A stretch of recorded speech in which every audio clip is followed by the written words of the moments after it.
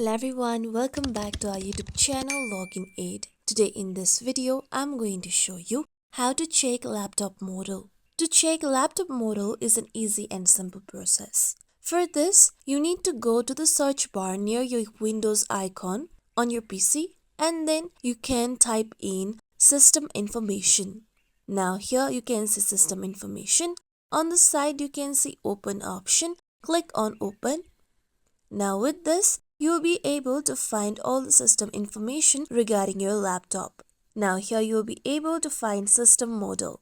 On the side you will be able to see the name of your system model. Mine is 81YK. With this you will be able to view your laptop model. Similarly, you can see your OS information and other system information including your system manufacturer and type. On the left side, you can also see hardware resources, components and software environment information.